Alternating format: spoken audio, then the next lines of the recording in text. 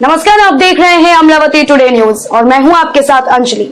आइए देखते हैं आज का मुख्य समाचार। शहर में पिछले 3 दिनों से जल पूर्ति नहीं होने से हाहाकार मचा हुआ है। आम लोगों को पीने का पानी के लिए भी दर दर भटकना पड़ रहा है, जिसके लिए जीवन प्राधिकरण की लापरवाही बताई जा रही है। प्राप्त जानकारी के मुताबिक गुरुवार की शाम सड़क निर्माण के चलते मुख्य पाइपलाइन क्षतिग्रस्त हुई थी, जिसकी मरम्मत 2 दिनों तक नहीं की गई, जिस कारण पर्यटन नगरी में रविवार तक जल पूर्ति सुचारू नहीं गई, जिसके जीवन प्राधिकरण प्रशासन की उदासीनता सामने आ रही है। लगातार 3 दिनों से परेशान नागरिक रविवार की सुबह पालिका उपाध्यक्ष शेख अब्दुल के मार्गदर्शन में जीवन प्राधिकरण कार्यालय पहुंचे, जहां कोई चौकीदार तक उपस्थित नहीं था। परिसर में शराब की बोतलें और गंदगी पाई गई। सैकड़ों नागरिक की उपस्थित में अभियंता विजय शेंडे से मोबाइल पर संपर्क किया गया, लेकिन शेंडे के गैर जिम्मेदार जवाब से नागरिकों का समाधान नहीं हुआ। Amravati today news 24। कोरोना काल में लगातार लॉकडाउन व पाबंदियों के चलते अनेक लोगों के काम, विशेषतः ग्रामीण क्षेत्र के वरिष्ठ नागरिकों के काम लटके। उन्हें सरकारी योजनाओं का लाभ नहीं मिलता था। इसकी दखल राज्य मंत्री बच्चू कडू ने चांदूर बाजार अचलपुर तहसील के शहरी तथा ग्रामीण क्षेत्र में कर्तव्य यात्रा के माध्यम से राउटी उपक्रम चलाने का निर्णय लिया। अचलपुर तहसील के आदर्श विद्यालय भूगांव से शुक्रवार से इस यात्रा का प्रारंभ हुआ। समापन शिरसगांव कस्बा के बाल मुकुंद राठी विद्यालय में राउटी उपक्रम से होगा। इस यात्रा के दौरान नागरिकों के प्रलंबित कामों का ऑन द स्पॉट निपटारा किया जाएगा। एक ही स्थान पर सभी विभागों के अधिकारी उपस्थित रहने पर समस्याओं का निराकरण करेंगे। Amravati today news 24। विधायक रवि राणा, इनका ड्रीम प्रोजेक्ट छतरी तालाब पर्यटन स्थल जल्द ही जनता की सेवा में शुरू होगा। पहले चरण के 25 करोड़ की निधि से किए जाने वाले कामों की विधायक रवि राणा ने जांच करते हुए आगामी 3 महीनों के भीतर काम पूरा करने के निर्देश दिए। जिले के नागरिकों के लिए मनोरंजन व पर्यटन एवं सभी सुविधायुक्त स्थल के रूप में छतरी तालाब के पास निर्माणाधीन छोटे बच्चों के लिए खिलौने, झूले, नौका, ज्येष्ठ नागरिकों के लिए जॉगिंग ट्रैक, सुंदर फूलों के पौधे व वृक्षों वाला बगीचा, museum, amphi theatre, cycling track, parking, food plasma आदि काम 3 महीने के भीतर पूर्ण करने एवं यह कार्य पर्यावरण पूरक होने चाहिए, ऐसे आदेश विधायक रवि राणा इनके द्वारा दिए गए। Amravati today news 24।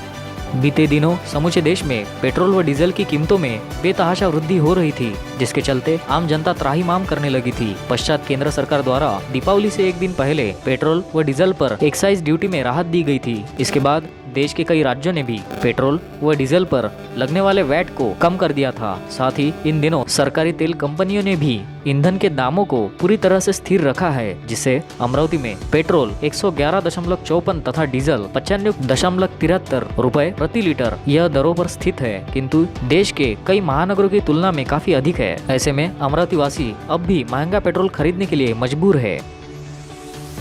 Amravati today news 24। किसान आत्महत्या की वजह तराशने के लिए 2020 में international institute of population science ने सर्वेक्षण किया था, जिसका निष्कर्ष है कि विदर्भ के 60% किसानों को मानसिक उपचार की आवश्यकता है। सर्वेक्षण में 34.7% किसानों में गंभीर मानसिक बीमारियों के लक्षण पाए गए हैं, जबकि 55% किसानों की स्थिति चिंताजनक थी। वहीं 24.7% किसान जबरदस्त हताशा से गुजर रहे हैं। विदर्भ के किसानों पर सर्वेक्षण की रिपोर्ट में सरकार को सुझाव दिया गया है कि सरकार आगे आए और उनके लिए सलाह देने वाले विशेषज्ञों व प्रशिक्षित व्यक्तियों की नियुक्ति करे। विदर्भ के किसानों के मानसिक अवसाद की एक बड़ी वजह आबादी का कृषि कार्यों से जुड़ना है। आजीविका के लिए खेती मुख्य विकल्प होने और 91% कृषि मानसून पर निर्भर होने के कारण उनका सब कुछ पैसा, घर, खेत और जीवन दांव पर लग जाता है। साथ ही सरकार की कृषि संबंधी गलत नीति, खेती की बढ़ती लागत और कर्ज देने वाली विश्वसनीय संस्थाओं का अभाव, जिसके कारण विदर्भ के किसान पैसों के लिए साहूकार के सहारे रहते हैं। ऐसा भी कहा जा रहा है कि अवसाद के कारण विदर्भ में बढ़ रही किसान की आत्महत्या, या फिर यह वाक्य सबसे ज्यादा प्रचलित है कि बालापुर, अमरावती और यवतमाल के बलिराजा को खा रहा है कपास। Amravati today news 24।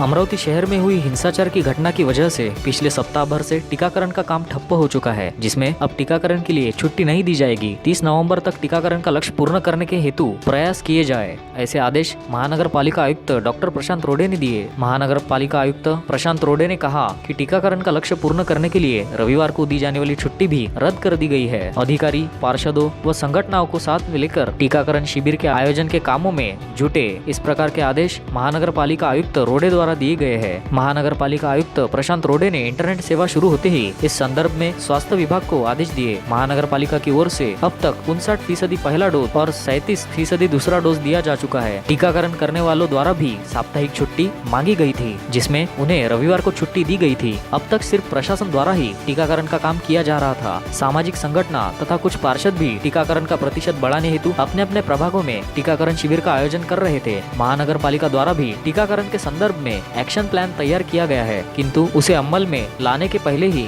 12 नवंबर को शहर की शांतता व सुव्यवस्था बिगड़ गई, जिसकी वजह से इंटरनेट सेवा बंद कर दी गई। उसका परिणाम टीकाकरण पर हुआ, किंतु अब टीकाकरण के लिए किसी भी प्रकार की छुट्टी नहीं दी जाएगी। नॉन स्टॉप टीकाकरण करना होगा। टीकाकरण हेतु चौक चौक में टीकाकरण वैन रखी जाएगी। उसी के साथ जन प्रतिनिधियों से मिलकर टीकाकरण शिविर का भी आयोजन किया जाएगा। 100% टीकाकरण किए जाने का लक्ष्य पूर्ण किया जाएगा। प्रशांत रोडे ने कहा कि जिन नागरिकों ने अब तक टीकाकरण का पहला डोज नहीं लिया है, उन्हें टीका लेना आवश्यक है। नागरिक अपनी सुरक्षा के लिए स्वयं स्फूर्ति से आगे आए। महानगर पालिका द्वारा घर के समीप चौक चौक पर टीका दिए जाने की सुविधा उपलब्ध करवाई गई है। नागरिक भी स्वयं आगे आए और टीका ले। Amravati today news 24। Dhamangaon railway taluka के अशोकनगर की एक महिला किसान स्मिता राजंकर प्रशासन से न्याय की मांग कर रही है। लाल फिचशाही के साथ व्यवहार करते हुए उन्हें न्याय दिलाने के बजाय यहाँ के अधिकारी अशोकनगर गांव के सरपंच महिला के पति के दबाव में है। उप तहसीलदार, मंडल अधिकारी व तलाठी ने दिवंकर राजंकर को श्रद्धांजलि दी। गणेश राजंकर की प्रथम पुण्यतिथि पर तथा ऐन दिवाली के अवसर पर धनत्रयोदशी के दिन जहाँ कार्यक्रम चल रहा था, वहाँ उप तहसीलदार, मंडल अधिकारी एवं तलाठी ने फसल बर्बाद की। इसीलिए महिला किसान स्मिता राजंकर ने सरकार पर बुलडोजर चलाकर उसकी पूरी फसल बर्बाद करने का आरोप लगाया है। अमरावती में हुए प्रेस कॉन्फ्रेंस में महिला किसान स्मिता राजंकर, राजकुमार और प्रणय राजंकर इन्होंने भाग लिया। प्रेस कॉन्फ्रेंस में आंसू बहाकर अन्याय के खिलाफ स्थानीय श्रमिक पत्रकार भवन में महिला किसान ने न्याय की गुहार लगाई।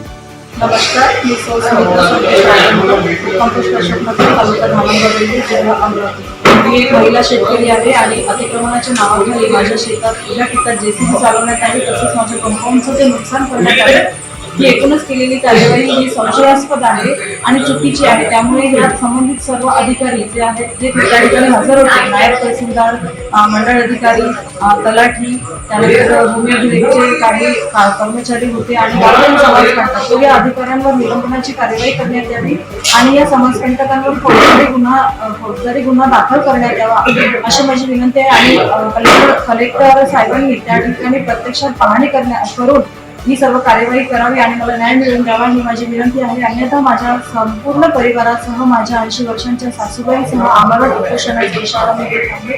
ही कार्यवाही न झाल्यास मी आम्हाला उपोषणाला बसेन. Amravati today news 24।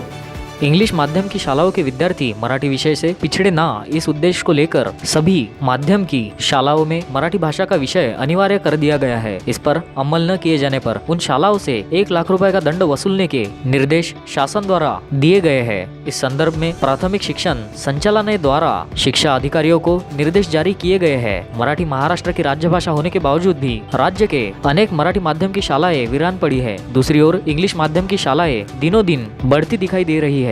इंग्लिश माध्यम की शालाओं में मराठी विषय पढ़ाया नहीं जाता। इतना ही नहीं, इंग्लिश माध्यम की शाला परिसर में मराठी भाषा का इस्तेमाल करने पर भी पाबंदी है। ऐसा निर्देशन में आने के पश्चात राज्य शासन द्वारा ठोस निर्णय लिया गया है। इस साल शैक्षणिक सत्र से कक्षा 1 से सभी माध्यम की शालाओं को मराठी विषय अनिवार्य कर दिया गया है। जिन शालाओं में मराठी विषय नहीं पढ़ाया जाएगा, उन शालाओं से 1 लाख रुपए का दंड वसूला जाएगा। एक अभिभावक का कहना है कि अंग्रेजी माध्यम की शालाओं में मराठी विषय को लेकर विशेष ध्यान नहीं दिया जाता, जिसकी वजह से अंग्रेजी माध्यम के विद्यार्थियों को मराठी विषय कठिन लगता है और उन्हें मराठी में बोलने में दिक्कतें आती है। इस शैक्षणिक सत्र से सभी माध्यम की शालाओं को मराठी पढ़ाना अनिवार्य कर दिया गया है। अगर किसी शाला में मराठी विषय नहीं पढ़ाया जाता है तो उसकी शिकायत गट शिक्षण अधिकारी अथवा प्राथमिक शिक्षण अधिकारी कार्यालय में की जा सकती है। अंग्रेजी शालाओं में पढ़ने वाले विद्यार्थी का अंग्रेजी माध्यम में पाया मजबूत होता है, वही मराठी भाषा में कच्चा होता है। शासन द्वारा सभी माध्यमिक शालाओं में मराठी विषय पढ़ाने का निर्णय लिया गया है, वह योग्य है, ऐसा भी एक अभिभावक का कहना है। सभी माध्यम की शालाओं में मराठी भाषा अनिवार्य कर दी गई है। शासन द्वारा लिए गए इस निर्णय का संपूर्ण जिले भर में प्रभावी रूप से अमल किए जाने की सूचना